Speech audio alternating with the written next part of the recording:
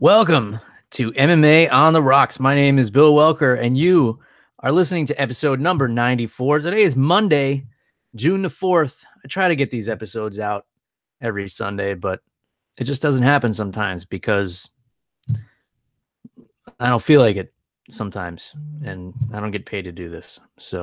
But here we are, and I'm joined by my co-host, fresh off of an interrupted nap, apparently, all the way from New Jersey, Jeff, the Animal Wilson. Jeff, how you feeling on this Monday evening, my friend? Bill, I am awesome. There's about 14 days left in the school year. So I'm ready to roll, Bill. I'm ready to come down and visit you. I just got to book a flight. So is Nice. the water warm enough to go in there? Because it's freezing up here, Bill. Yeah, the water's pretty much always warm enough to go in. You remember the last time you were here in December and you went in the water, but you're also very intoxicated. So there's that. All right, looking forward to it. Jeff, the fight was on Friday night this week, UFC on Friday night, which I kind of liked because then you get, Saturday night is free, and that's an unusual feeling. And we usually do the podcast on Sunday while it's fresh on our minds. Fight was on Friday. Today is Monday, so this is pretty far removed from what we're used to. And my recollection is not that great. I know you didn't watch all the fights on Friday night. You went back and watched them on Saturday. It was kind of a weird fight card because it had really dull moments, and then it kind of picked up speed towards the end. And correct me if I'm wrong on that. It started to feel like I took an Ambien, Jeff, and just when I was about to start tweeting something really racist, the action picked up and woke me up. So luckily I avoided that. I didn't pull a Roseanne and it canceled my show, which wouldn't happen anyway because I'm the only person who can cancel my show. And it also wouldn't happen because I wouldn't say anything racist because I'm just not that kind of person, Jeff. In any case, main event, top bantamweight contenders Marlon Moraes and Jimmie Rivera going into the fight on a 20-fight winning streak, 5 fights in the UFC, and it ended in about 30 seconds. Give us your thoughts on this main event, Jeff. Bill, this main event was glorious. I mean, right away, and Bill, we've been talking about Marlon Moraes for a while. We know he's dangerous, and he proved it to the world Friday night as he came out, was boxing a little bit, and there's not much to say after that because Rivera didn't see a head kick that dropped him and a couple of very powerful punches on the ground from Moraes, and the ref stopped it immediately. At first, I thought it was a bad stoppage, but looking at the replay, Bill, I think the ref was spot on with this one. Yeah, because he dropped him with the head kick, and then with the punches, you saw him drop again. And when he dropped, he kind of crumpled that second time. I think it was definitely a good stoppage by Dan Miragliotta there. But unfortunate for Jimmie Rivera, a long winning streak that comes to a close after a long training camp in just 33 seconds. So I don't think his stock goes down that much. I mean, he got caught. I think Marlon Moraes' stock goes up a lot because he came into the UFC with a lot of hype behind him. They threw him to the wolves immediately, giving him Rafael Assunção. And he had a really close fight with Assunção that a lot of people believe he won. Came away losing the split decision, and then he won a split decision in a not-so-eventful fight over John Dodson.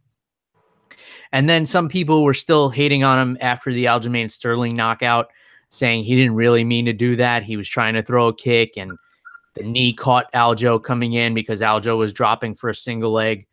So I think some people were still skeptical and didn't think that his hype would carry over into the UFC. I would say it's pretty official now that Marlon Moraes has arrived. Would you agree with that statement, Jeff? And what do you see next for him? Absolutely, dude. I mean, he, like I said, he shocked the world. Jimmie Rivera is no pushover. He's no joke. He's a very, very talented fighter, but Moraes just got going before Rivera could even get his feet wet, really. And um, it's kind of a weird spot because you have Dominic Cruz, who's on the shelf for a bit, and then you have the title picture. Um, Honestly, Bill, I'd like to see Marlon Moraes take a fight before getting a title shot. Maybe John Lineker or Dominic Cruz if Cruz comes back anytime soon, because the bantamweight division is a little clogged up at the moment with Cody challenging TJ in a rematch. Yeah, there's a lot of things that need to play out. We need to see the Cody and TJ rematch, because if Cody comes away with the victory, we have to have a rubber match there. So that's going to happen, but will it happen right away? Because both of these guys have injuries and schedule conflicts. They're having kids now and everything like that. And as I know all too well, that can put a wrench in a lot of your plans. So yeah, it'll be interesting to see what happens. If TJ Dillashaw wins and Dominic Cruz stays on the shelf, I think you can justify putting Marlon Moraes in there for the title shot against TJ. That's the only scenario I see playing out where Moraes will get a title shot. Luckily, in this sport, you're only as good as your last performance, and he's coming off a really explosive and impressive victory over a top contender. Here's another scenario for you. Obviously, Cody Garbrandt has had a lot of injuries, and TJ Dillashaw has had a lot of things going on. Marlon Moraes coming off a 33-second victory. There's a chance if TJ Dillashaw or Cody Garbrandt gets hurt in advance of this fight in July, I believe, that Moraes can step in there and challenge for that title, and that would make a lot of sense for a lot of people. As far as what else I would like to see, I would really like to see Jimmie Rivera and Aljamain Sterling. I think that's a really interesting fight. And like you said, John Lineker is still in there. Dominic Cruz is, as far as we know, still a part of this division. I'm not exactly sure what's going on with him. I believe he is back in the gym. So let's see what happens there. But yeah, bantamweight is quickly becoming one of the more exciting divisions, and that's really awesome to see.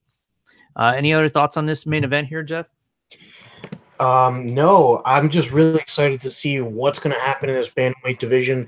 And like you said, Bill, it's definitely becoming very exciting, which I think that some of these lighter divisions need. Like flyweight, nothing's going on there really. Mighty Mouse kind of has a stranglehold on that.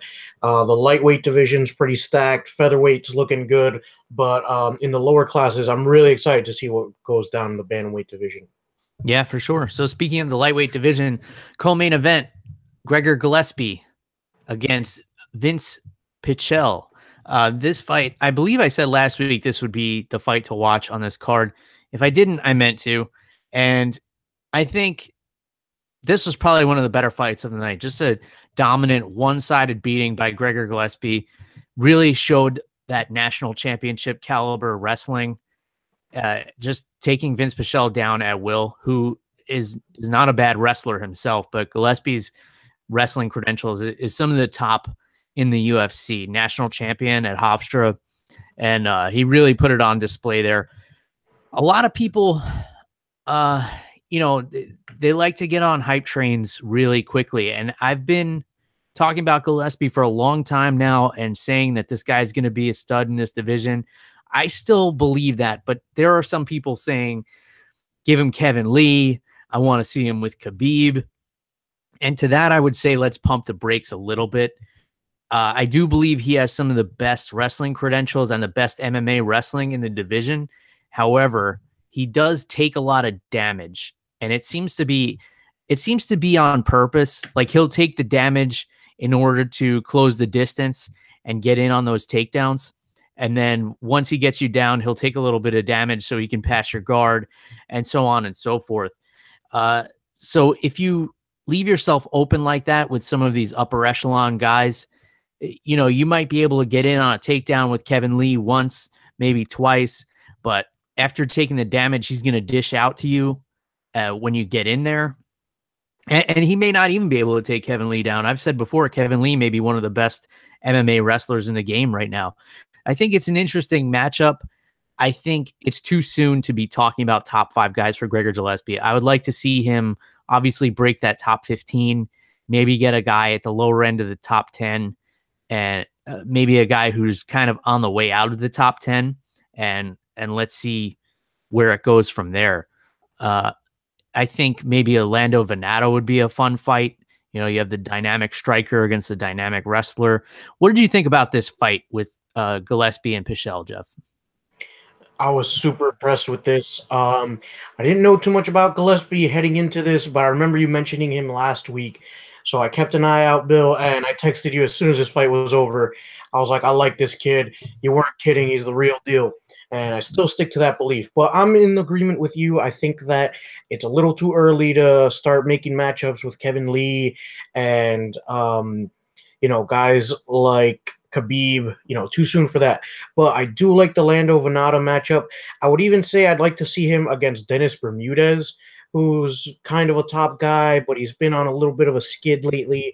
He's racked up a couple of losses. So, yeah, there's a lot of potential for this guy. And I see some really good matchups. That Lando Venata sounds awesome. That's a really good striker versus grappler matchup. I think that Gillespie's pretty well rounded too. He did take some damage, but I don't think he was in too much trouble anywhere in that fight. Yeah, fifth fight in the UFC for Gregor Gillespie, and he has finishes in 4 of them. So he's got knockout power. He's got that nasty arm triangle, which seems to be his go-to submission. The setup is, it's a brute strength kind of setup, but he does have pretty slick jiu-jitsu. And when you get a wrestler like that on top of you, it's kind of hard to stop that that low and slow pressure pass that they put on people. So yeah, awesome fight from Gillespie. He's really modest, kind of like humble seeming kind of guy. He doesn't want to call anybody out. He lets his manager handle that. And big time fisherman. He loves to fish, which is how I remembered how to say his name now. So I last week I couldn't remember if it was Gillespie or Gillespie. So now I'll just remember it. It's gill, like a fish gill. So that's my little word trick of the week there. So Gregor Gillespie coming away with the impressive arm triangle choke finish over Vince Pichel. Another impressive performance, heavyweight Walt Harris getting the knockout over Daniel Spitz right at the buzzer of the second round. And Harris pretty much dominated the pace of this fight. He was at a deficiency in terms of length and height, but he was able to close the distance with Spitz. He was able to slow down all that Dominic Cruz looking footwork that Spitz was coming out with. And he was able to be patient and pick his shots. And that's exactly what he needed to do, because Walt Harris, coming off of 2 losses, unfortunately for him, sometimes his problem in the past has been rushing too much. But now we're seeing a Walt Harris that's really patient and picking his shots, like I said, and it paid dividends because he broke down Spitz. He slowed him down. He made him play his game, and he went in for the kill right when he needed to and put Spitz down. What were your thoughts on this fight, Jeff? Yeah, I was super impressed with Walt Harris. I thought he did a good job of cutting off Spitz' movement.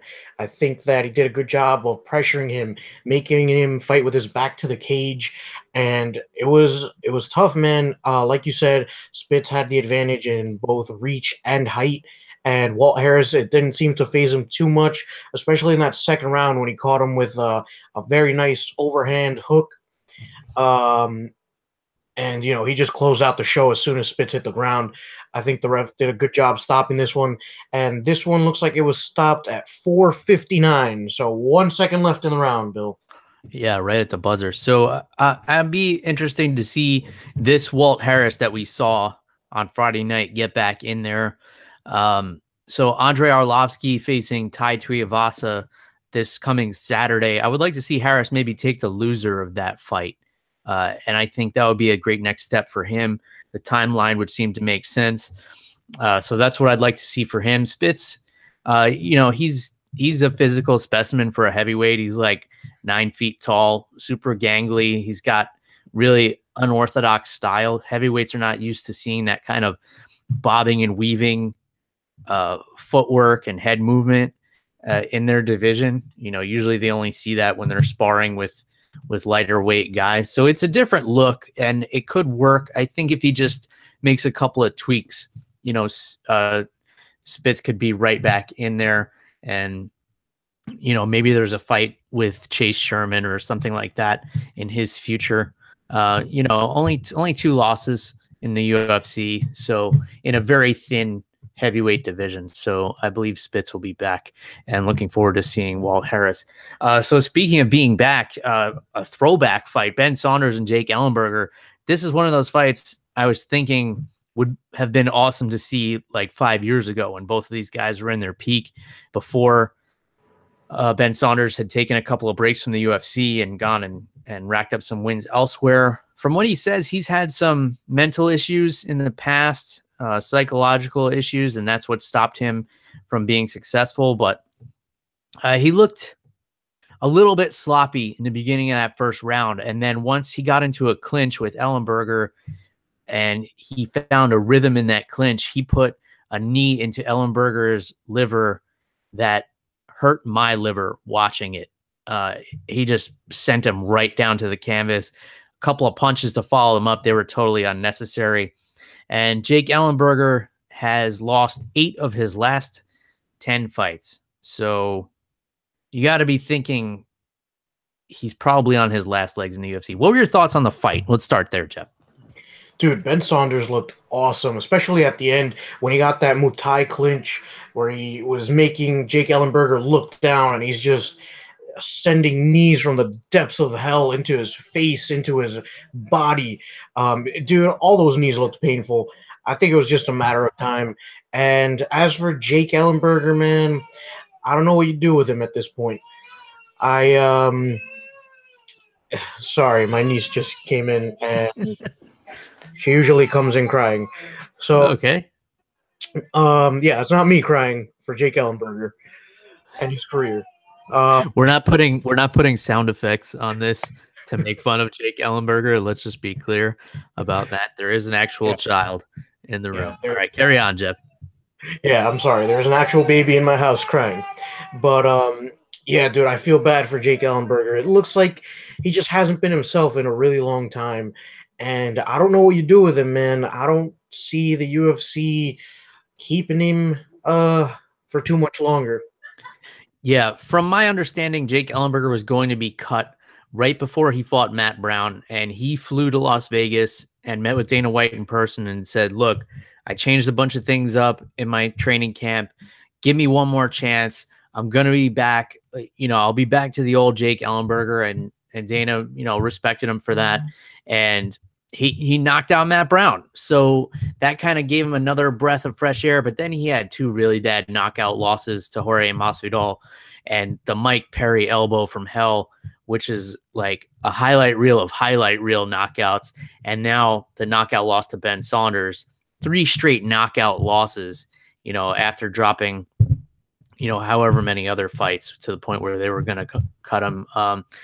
Unfortunately, I mean, only 33 years old too. And he seems like every time you think one of these guys has been around forever, like Thiago Alves or something like that, you find out they're 33, 34 years old, which is really depressing for me because that's my age. But luckily I'm not in a field where my age determines how much longer I'm going to be sticking around. I could do this, as long as I have a microphone or an internet connection. So, but you can't lock yourself in a cage for much longer past that, with a few exceptions. I mean, Randy Couture, I think, was 47 in his last fight, something ridiculous like that. But, that's the exception, not the rule. Dan Henderson comes to mind. A lot of the old school, like gritty, like granite chinned wrestlers. So yeah, that's that. And Ben Saunders wants to make a title run. What's your thought on that, Jeff? He's got a couple of wins in his last few fights, but I think it's a little too soon to be asking for title shots. I think Ben Saunders needs to take on a probably like a Robbie Lawler, a Stephen Wonderboy Thompson type if he wants to get that title shot first. Yeah, no, I don't think he wants a shot right now, but he said he wants to make a run at it. Like, he's not just back to get a few more fights in. Yeah, I think there's some interesting matchups for him at 170. Nothing really coming to mind that's jumping off the top of my head, but it's always interesting to see Ben Saunders in there. He's really big for a welterweight, so it's always interesting to see those matchups and how people will deal with his length. And also for a really tall guy, he's excellent off of his back. 10th planet guy, so he's got a really dangerous guard. All right, so before that, Julio Arce getting a rear naked choke victory over Daniel Tamer, who appeared to be winning the fight before getting choked out, at least in my opinion anyway. But Daniel Tamer, as well as his brother David Tamer, fighting pretty dirty last night, very obviously grabbing the cage a bunch of times during some takedown attempts. David Tamer was doing a little bit of eye gouging, it seemed like, to the point where it was very clearly blatant. What were your thoughts on Arce's finish, though, and the fight overall, Jeff? Yeah, Tamer was looking pretty good despite the size difference. He was clearly the smaller fighter. He was able to get in on the legs, really punish Arce's legs, trying to take away some of the movement. And I actually had him winning. I thought I had Tamer winning on the cards up until that point, and then in the third round, once it hit the ground, Arce came alive and really put the squeeze on the rear naked choke that he got Tamer in, and it looked like he had a really nice body triangle. So all types of discomfort for Tamer. I didn't see him getting out of that one. Yeah, for sure. It was a really, really nasty choke. So good job to him. Before that, we had Sam Alvey and Jean Vellante, a very uneventful fight. So Sam Alvey coming away with a split decision.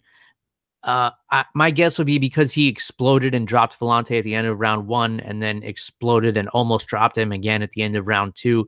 Other than that, he was backing up for most of the fight. And here's my only problem with the way this decision went. I scored Alvey winning the fight just because I felt like he did more damage and landed the bigger shots. But I could have seen the judges giving it to Vellante because this is the same situation we saw with Stephen Thompson and Darren Till. I think almost identical. Vellante was pressing forward the entire fight, and he was landing shots, and he was making Alvey back up. And Alvey came forward and was more explosive and landed the bigger shots in the fight. Or the cleaner shots in the fight, I should say. But in Till's case, the decision went to him. And in Vellante's case, the decision went to the opponent. Do you think this is a good grounds for comparison, Jeff? And how did you see this fight going? Bill, it's tough. Like you said, it's and you said this about fighting that you're based on your last performance basically, and it's kind of like that with judging. They kind of remember what happens at the end of the round, just because it's so fresh in their minds. And I think those explosions from Sam Alvey at the end probably won him the fight. But if we're looking at the rounds as a whole, I think John Vellante did more work. I think that he did a good job of making Sam Alvey back up, fight with his back to the cage. And part of the judging criteria is octagon control, which looked to me like Vellante won in at least 2 of those rounds. So could have gone either way. Like I said, I don't think Sam Alvey's getting. I'm sorry, I don't think John Vellante is getting robbed here, but I could have seen this one going either way. Yeah, unfortunate for Vellante because his last 3 fights were all split decisions, and only one of them went his way. And then prior to that, he was knocked out by Shogun Rua. So it's tough for him to make a case for a big fight. I think this was a big opportunity for him, and if he had put Sam Alvey away, it would have made a big difference in his career. Especially, I mentioned before that the heavyweight division is thin. The light heavyweight division is probably the thinnest division out there. If I had to pick one, besides maybe men's flyweight or women's featherweight, since there's actually nobody in that division. But in any case, Alvey comes away with the win. He calls out Corey Anderson, but Corey Anderson having some family issues, he didn't respond right away. So maybe that'll happen, maybe it won't. It's really no skin off my back either way. Sijara Eubanks making her return since not being able to participate in the finals of the Ultimate Fighter season 25, in which she had the opportunity to be the first women's flyweight champion, but was not able to make weight. She makes weight this time, taking on a very game Lauren Murphy, who I think surprised a lot of people with how well she fared against Sajara. I think Sajara was a heavy favorite here, and a lot of people thought she would kind of walk through Lauren Murphy. And then the other thing is Sajara Eubanks. I feel like she controlled the fight on the feet, but Lauren Murphy's guard was really impressive in this fight. You know, she had some good bottom control, and she was throwing up some submissions, considering that jiu-jitsu is supposed to be Sajara's bread and butter. I think that Lauren Murphy put on a much more impressive performance than I anticipated, but Sajara Eubanks definitely deserving of the decision. This was a pretty one-sided fight, but I will give credit to Lauren Murphy for her guard work in this fight. What were your thoughts on this one, Jeff? Yeah, dude, Lauren Murphy was working off the bottom, using the rubber guard a lot, which I don't find too effective in MMA. I think we've discussed that a little bit before. But, I mean, she was making it work. She was making Sajara Eubanks work to even stay on top. And, I mean, Sajara Eubanks really didn't look like she was in any trouble. I kind of thought she was going to run through Lauren Murphy, but Murphy put up a good fight. But I don't know, dude. I've never really been impressed with Murphy. I don't know what's next for her. But for Sajara Eubanks, I'd like to see her get another fight where she makes 125 before we can talk about a title shot. Because I believe, now don't quote me on this, but I believe we talked about Shevchenko also being the #1 contender. But Nico Montano seems to be dodging everybody. So I don't know. Yeah, it's an interesting dilemma here. I do think that Valentina Shevchenko is the best women's flyweight fighter. I believe there's even an argument that she was the best bantamweight fighter. Just some decisions didn't go her way.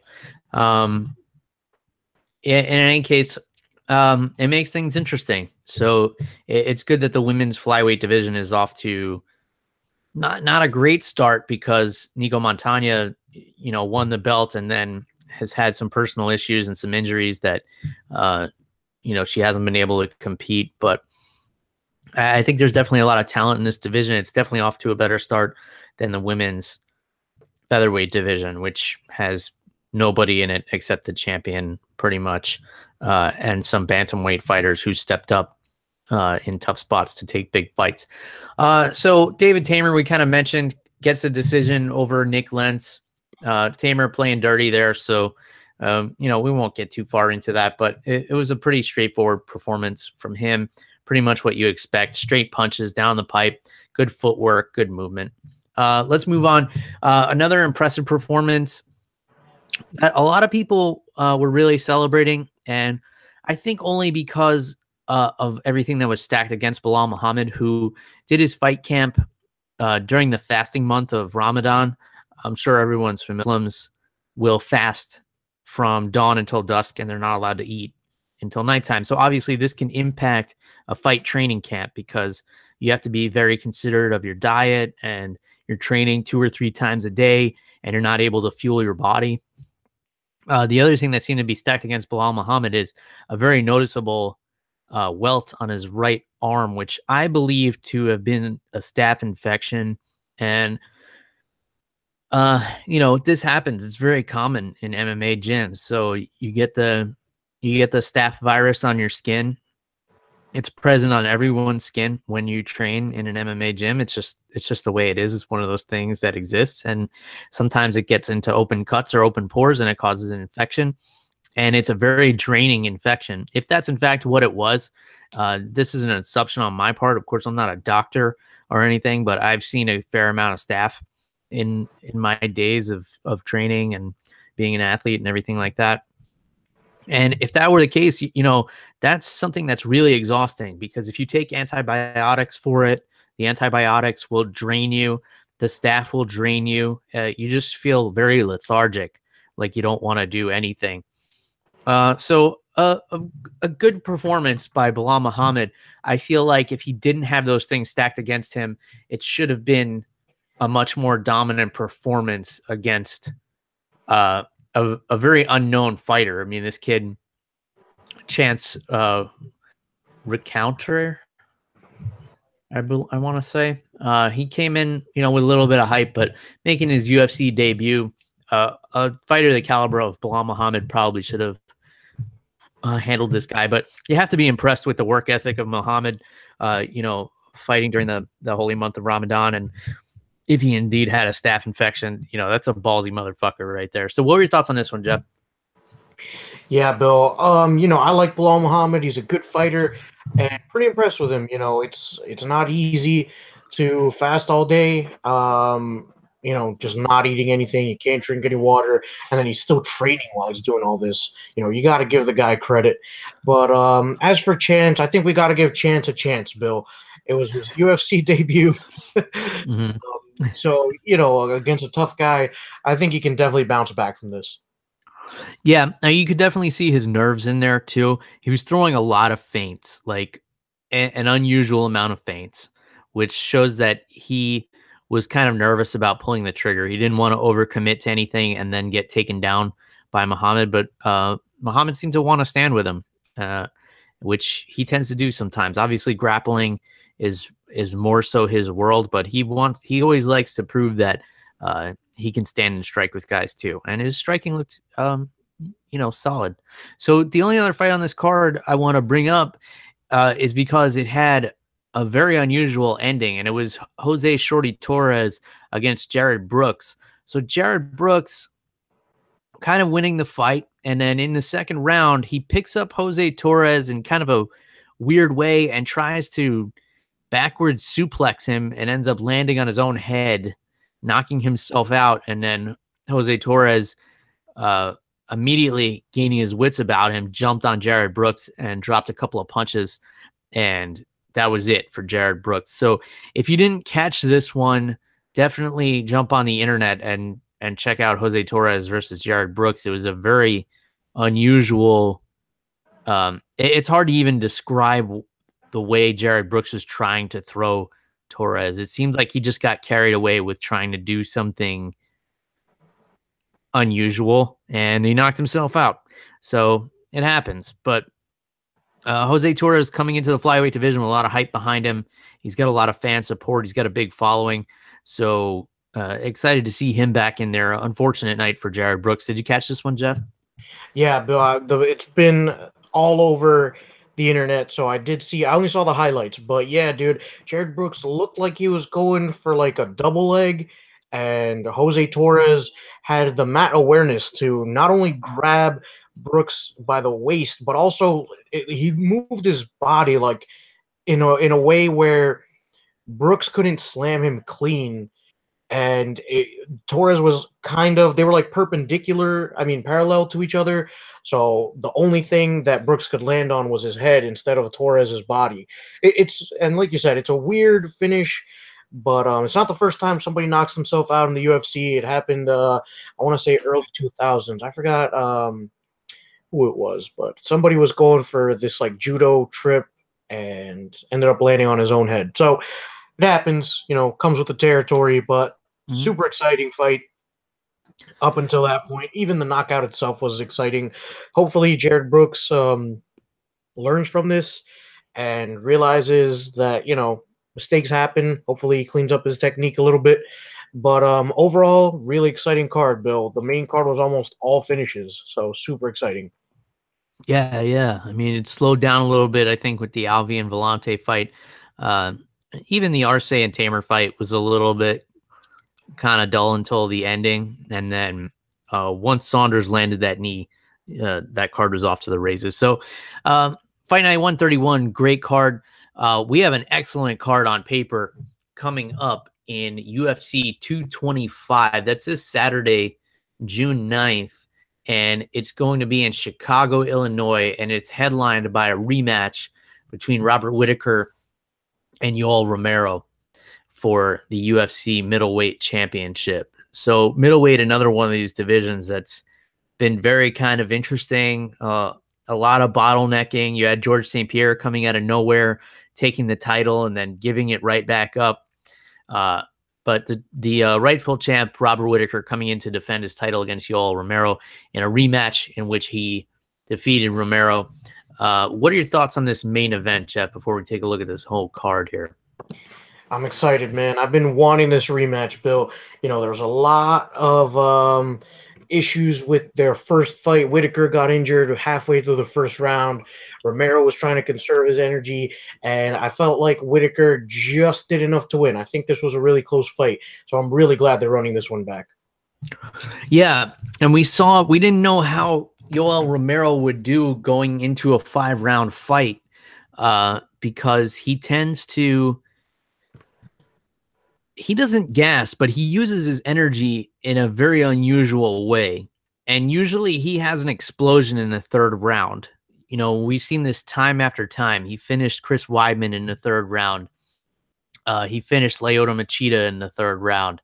He finished Tim Kennedy in the third round, though there was a lot of controversy around that fight. He finished Derek Brunson in the third round. But we didn't know how he would be beyond that third round. And we saw him start to fade in those championship rounds, but here's a guy who, is an Olympic caliber athlete, and he seems to think that he knows how to make the adjustments to beat Robert Whittaker. The first fight was fantastic. It really showed Whittaker's toughness. He's been out with some injuries since, and we haven't seen him in a while. So hopefully he's recovered. There's also the size difference. Whittaker, of course, used to fight at welterweight, but he's been on a hell of a tear since moving up to middleweight, obviously, and becoming the champion. So this is a really interesting fight, and there's a lot of really interesting fights on this card. The co-main event, Rafael dos Anjos and Colby Covington for the UFC interim welterweight championship. Colby Covington has to be the most polarizing figure in the sport right now, I would think. His awkward style of trash talk really gets a lot of people riled up, and it's really amusing to me. And Rafael dos Anjos seems unfazed by it. He says, I'm going to teach this guy some respect, and we'll see what happens. Covington, don't make no mistake, Covington is an elite level fighter. Love the guy, hate the guy, despise the guy. I know a lot of people are really rooting for him to lose, but that doesn't mean you can count him out skill-wise. His wrestling credentials are off the charts. He's a really talented wrestler. His striking leaves something to be desired, but when you have the grappling tools to compensate for that, it doesn't really matter. And he does have some power. He's got some knockouts under his belt, and Dos Anjos off of his back. I mean, he is a black belt, but he doesn't have the kind of ground game you have to worry about like a Damian Maia. And Colby Covington was able to avoid being submitted by him. So if Covington's able to get him down and hold him down for 5 rounds, you're looking at a new interim welterweight champion. On the other side of the coin, Dos Anjos has the kind of power in his hands to put anybody out in that division. I think this is a really interesting matchup. And I know a lot of people are thinking that Covington doesn't have a chance, and a lot of that is based on their opinions about him and his trash talk and everything like that. What are your thoughts on this fight, Jeff? Bill, I'm really interested in this fight. Like you said, Covington, awesome grappler, really high-level wrestler. But, Bill, I kind of am counting him out. Not entirely, but just a little bit. But it has nothing to do with him or his trash talk. It's just that Rafael dos Anjos, so well-rounded. He's got vicious power in his hands. And, Bill, I'm more worried about the leg kicks because we've seen him drop people with his leg kicks. An example is Nate Diaz. And I think that if he can land some really hard leg kicks early on, I think he can take away some of Colby Covington's movement. I think that he can take away some of that wrestling ability because, a lot of wrestling is a lot of it involves the legs, shooting on people. Once you get them down, it's different. But I think dos Anjos' leg kicks are a huge factor in this. And I think that he's well-rounded enough to really take it to Covington. So super exciting matchup. Yeah, and Dos Anjos really putting those leg kicks to work against Robbie Lawler in his last fight too. He looked phenomenal in that fight. Very different fight. than Covington, because Lawler's a guy who's going to be standing in your face boxing the entire fight and not letting you take him down, whereas Covington's looking to get the fight to the ground and kind of wear on you and make you carry his weight. So I think it's a really interesting matchup. I'm really looking forward to that fight. And I'll read off a couple of others here and tell me what jumps out to you, Jeff. We got Holly Holm and Megan Anderson in a women's featherweight championship. The winner of this will probably get a crack at Cyborg. We got Andrei Arlovsky and Tai Tuivasa, the undefeated Tai Tuivasa, which I mentioned earlier when we were talking about Fight Night 131. We got Alistair Overeem, Curtis Blades, and we got Claudia Gadelha and Carla Esparza. Out of those fights, Jeff, which one jumps out to you? Because I have some other ones that I want to go into depth on. Oh man. So right off the bat, I love Andrei Arlovsky versus Tai Tuivasa. Tuivasa is one of the dude. He's a heavyweight, but he moves like a smaller guy. He comes flying at you. He has unbelievable power in his hands. He's athletic for a big guy. I mean, he wants to fight. He loves to fight. He likes talking trash to his opponents. I mean, what's not to love about this guy? If you haven't seen him, go check out one of his flying knee finish in one of his first UFC fights. Super impressive. But Andrei Arlovsky's no slouch either. You know, experienced, solid everywhere. Anything that Tuivasa throws at him, Arlovsky has probably seen before. So that matchup is really interesting. And I'm really liking Holly Holm versus Megan Anderson. I don't know too much about Megan Anderson, but she's talked about a lot, so clearly she's no slouch. And Holly Holm, former bantamweight champion, one of the few people to beat Ronda Rousey, the other one being Amanda Nunes. So a lot of these fights are looking really good, Bill, but those are the first two that pop out to me. Yeah, for sure. Andrei Arlovsky, one of these guys who seems to have 9 lives with the UFC. Every time they try to put him out of his misery, the guy's takes out a young contender. He did it with Junior Albini, and he's won 2 in a row. Like every time you think Arlovsky's done, he surprises you. So that's an interesting fight. Then you have CM Punk and Mike Jackson going at it. These two guys are 0-1 as professional MMA athletes, and they both have losses to the same fighter, and that's Mickey Gall. And this fight replaced Alistair Overeem and Curtis Blades on the main card. So the UFC made an executive decision to move Alistair and Curtis off of the main card to the prelims in exchange for Phil Brooks, also known as CM Punk, and Mike Jackson. So to me, this is kind of a no-brainer move. A lot of hardcore MMA fans are upset about this, but if Overeem and Blades is the fight you really wanted to see as a hardcore fan, now you get to see it for free. Before it was on the pay-per-view, and if you're not that interested in Phil Brooks, don't buy the pay-per-view. I mean, that's one way to look at it anyway. It's kind of a no-brainer. I mean, it's one of these things that it sucks as an MMA purist to have to concede to these kind of things, but Phil Brooks is going to draw. People are going to pay to see him. You still have the leftover WWE fans that are not completely converted, and maybe they're not totally believers. Like they don't know how bad he is. I'll put it that way. And the guy is, he's still got a huge fan base. It's in his hometown of Chicago. So he's going to be putting a lot of butts in the seats there. I don't really see a problem with it in the long run. What are your thoughts on it though, Jeff? Yeah, Bill, I think this is a good move. I think that you're drawing out a lot of people to pay for the pay-per-view. And whether you like it or not, CM Punk sells seats. Whether you want him to get his ass whooped or you want to see him do well. Whichever end of the spectrum, I think you're going to tune in. And Bill, not to trash on CM Punk too much because, I think he's had enough of that already.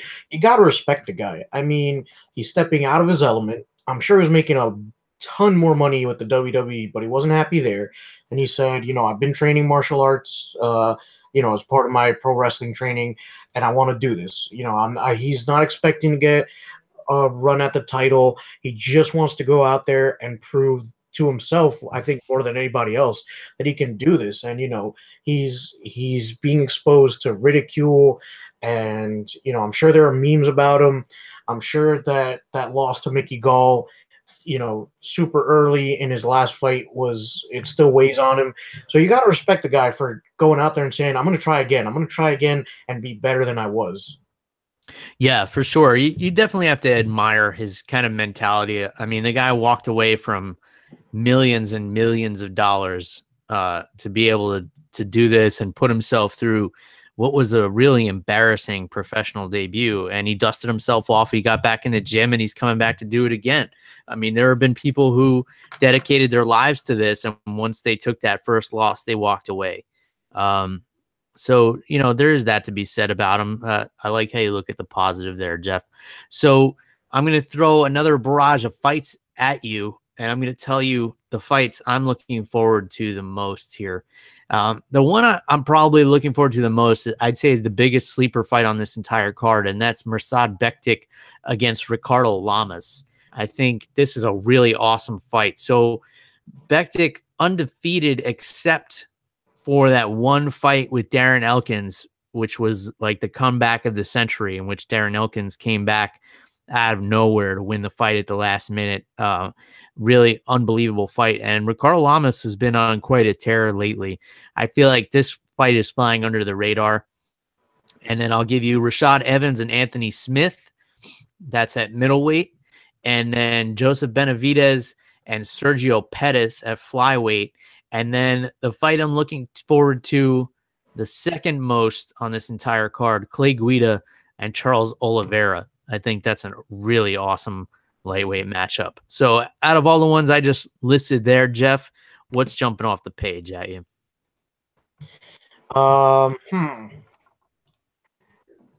Bill, I got to be honest with you. I think that out of those fights you gave me, the one that I'm most excited for is actually Joseph Benavidez versus Sergio Pettis. And Pettis has looked good at flyweight, and I think that if he beats Joseph Benavidez, I think it's his time. I think that it's, probably one of the highest ranked guys he's ever fought. Joseph Benavidez is no slouch. He's fought for the title twice, and both of the times very deserved. And I think that this fight has some very important implications for the flyweight division if Pettis can beat Benavidez. And then after that, the second fight that I'm most excited for out of those is Ricardo Lamas versus Mirsad Bektic. Lamas, tough dude. He's always in the top 5 conversation. I believe he just came off a loss. I can't remember to who for some reason. I know it's somebody, might have been Max Holloway, but yeah, dude, Lamas is a tough dude. I don't think you can ever leave him out of the featherweight conversation. And Bektic also very tough, except for that loss to Darren Elkins. But Darren Elkins his threshold for pain is ridiculously unbelievable. Yeah. So those two fights really stand out to me, Bill. This whole card looks absolutely phenomenal. Yeah, on paper, it's definitely one of the best cards of the year. I'm really looking forward to this one. Just to touch briefly back on the Benavidez and Pettis fight, Joseph Benavidez, a lot of people, I mean, this guy doesn't get the credit he deserves, not even close to it. He has beaten everyone he has ever fought, not named Demetrius Johnson or Dominic Cruz. And there's no shame in losing to either of those guys. Here's a guy who is 25-4 in his MMA career. He has 2 losses to Dominic Cruz in the WEC. No shame there. And he even went the distance with him twice. One of them, a split decision. And Demetrius Johnson lost a close dilemma.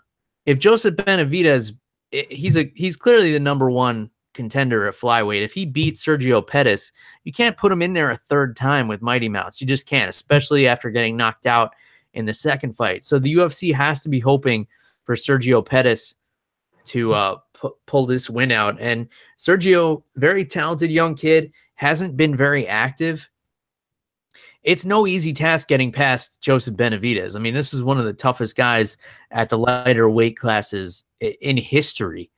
His record speaks for itself. He's fought, everybody under 135 pounds that he could fight. Hasn't fought in a while, though. Not since December 2016 in that split decision win over Henry Cejudo. So I don't know what's been going on there. But yeah, it's a tough spot for the UFC here, because if Benavidez wins, then you got to do him and Mighty Mouse a third time, and they're not going to put much marketing dollars behind that, and that's going to upset Mighty Mouse even more because he thinks the UFC doesn't promote him. But when there's not a lot of guys in the division, you're not left with many choices. So in any case, UFC 225, Chicago, Illinois, June 9th. Stacked ass card, and I'm really looking forward to it. So one other piece of news I wanted to touch on before I ask you if you have anything else, Jeff. Yair Rodriguez verbally reinstated by the UFC, and a fight with Zabit Magomedsharipov is in the works. They have both verbally agreed to it. So a lot of people upset about the Yair Rodriguez cut, and we talked about this last week. I was kind of on the fence about it, and I think the UFC did the right move, because you can't let these guys that are not, top 10 fighters start using their social media handles to leverage you and pressure you into not making the fights that they want to see and that the fans want to see. So I'm excited for this fight. I'm glad he's back. I'm glad, he's not going to lose his career over a tweet. I think he definitely deserves a lot more cushion in terms of that than Roseanne. So it's good to see Yair back, and I'm really excited for this fight. That's a really awesome fight to make. So I'm glad it worked out. What are your thoughts on this, Jeff? Yeah, Bill. That is a really tall order. I believe what's his name? Magomed Shapirov, if I'm saying that correctly. I believe he trains with Khabib, or he's out of Khabib's gym. So really tough dude. I believe he hasn't lost yet. Super excited to see Yair Rodriguez back in the UFC. But I don't know about that fight, man. He's gonna have a tough task ahead of him. But Bill, that's a fight. That's a fight that I'll pay to see any night of the week. So let's do it. Let's make it happen. Yeah, a lot of pressure on Yair Rodriguez, because he's got this whole fiasco where the UFC cut him. Now he's coming back, and he's got to prove that, he was worth keeping.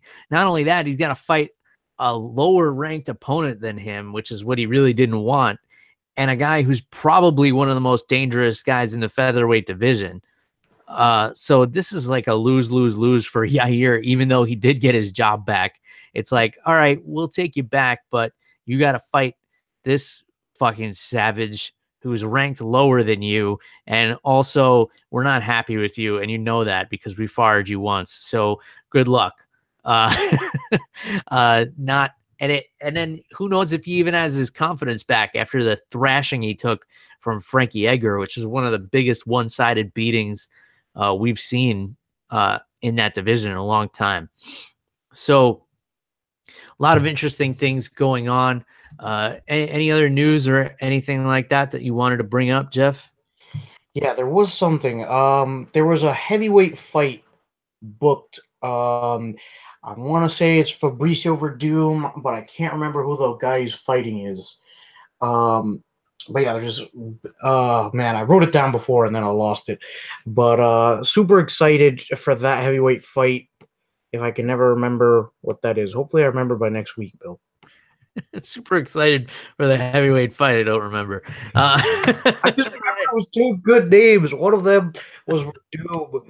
I can't remember the other one. All right. Well, I don't know. There's not too many other people in that heavyweight division, so not too many people it could have been. In any case, I guess we'll call it here. No real alcohol updates for me. I was drinking some Sierra Nevada over the weekend, which is one of my go-tos. Bought a variety pack there. Anything for you, Jeff? Bill, that concert I was gonna go to, got canceled because everybody thought it was going to rain, and then it never rained. So didn't get to drink this weekend, sadly. Oh, so heavyweight fight you don't remember, a beer you didn't get to drink. It was a tough weekend, Bill. You're just dropping the ball at the end of the show here, Jeff.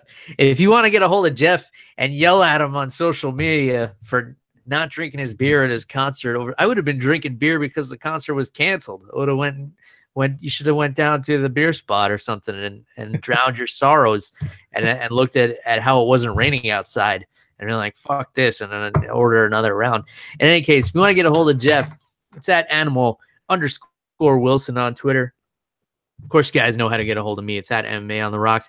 Oh, the other thing I wanted to bring up, we did shot bets for this past fight. I don't know if you saw this on Twitter, Jeff. So I said at the beginning of the fight card, pick the winner of the main event. If you're wrong, you have to take a shot, and you have to post a picture of the shot on Twitter. And quite a few of you participated, so that's awesome. Thanks to those of you who did. Some of you still owe me pictures of your shots, but maybe we'll try and do this. We'll make this a thing, the MMA shot bet. I made a hashtag and everything, so it's a little bit fun. Make it interesting. Put something on the line that's not money. Even if you lose, you get to drink some alcohol. In any case, at MMA on the Rocks, Facebook, Twitter, Instagram, everywhere else on the internet. That's all we got for this week. Until next time, cheers, everybody. Goodbye.